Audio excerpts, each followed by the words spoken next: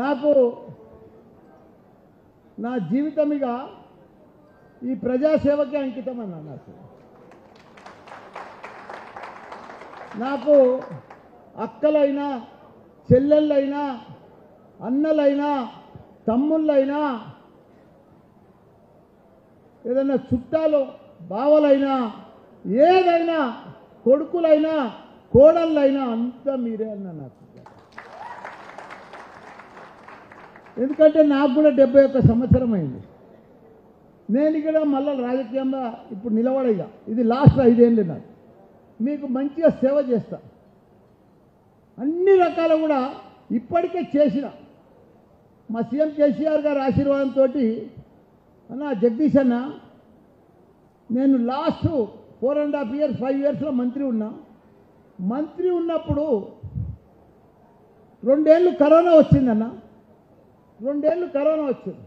మిగతా 2.5 సంవత్సరాలన్నా నాది 6,38,000 ఓట్లు.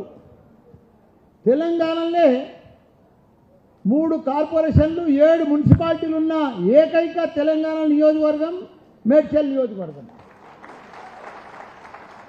ఎక్కడ 10 మున్సిపాలిటీలు లేవు, ఎక్కడ కూడా మన మేడ్చల్కే ఉన్నాయి. నేను మంత్రి అయినాక ప్రతి సర్పంచ్ని గెలిపించుకున్నా, ప్రతి ఎంపీటీసీని గెలిపించుకున్నా, ప్రతి ఎంపీపీని గెలిపించుకున్నా, ప్రతి కౌన్సిలర్ 210 మంది కౌన్సిలర్లు కార్పొరేటర్లు ఉంటే 190 మందిని గెలిపించుకున్నా. ఇవన్నీ కూడా నేను మంత్రి కాగానే నాకు అన్ని ఎలక్షన్స్ వచ్చిన ఏడాది దాకా ప్రతి ఎలక్షన్ గెలుపు మనదే అన్న.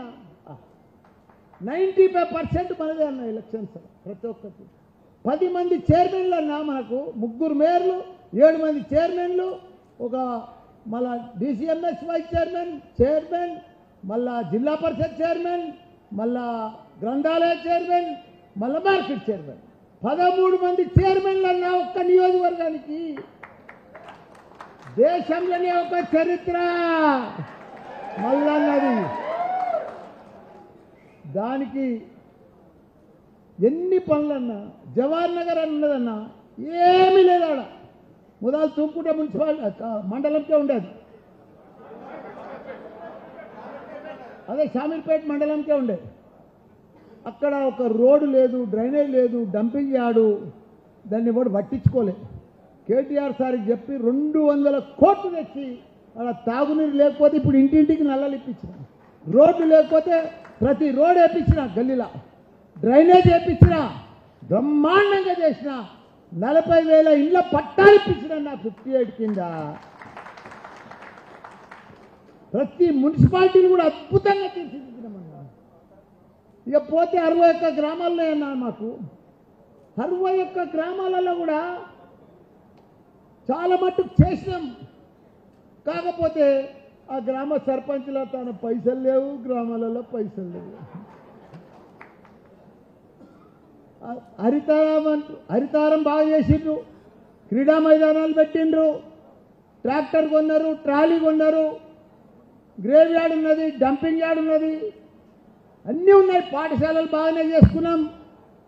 కానీ వాళ్ళకు ఫర్దర్ డెవలప్మెంట్కు ఏమీ లేకపోతే ఇక నేను డిసైడ్ అయిపోయినా ఏడాది ముందు ప్రతి గ్రామంలో నా సొంతం డబ్బులతో రోడ్లు వేపిస్తా అని చెప్పేస్తున్నా. ఇప్పుడు 61 గ్రామాల్లో రోడ్డు లేని గ్రామం లేదన్నా. మా చెల్లెళ్ళకి అక్కలకి ఎవరికి మట్టంటకుండా చేసినా లేదు. అదే మాదిరిగా చాలా మటుకు కుల సంఘాల భవన్లు, కొన్ని గుళ్ళు సగం సగం కట్టున్నాయి. అవన్నీ కూడా ఎక్కడ ఏ ఊరికి పోతే ఆ ఊరికి నా కొడుకుని తీసుకుపోవాలి. ఎన్ని గుళ్ళు ఉన్నాయో, ఎన్ని కుల సంఘాలు ఉన్నాయో, ఎన్ని పెండింగ్ ఉన్నాయో అవన్నీ కట్టించాలి.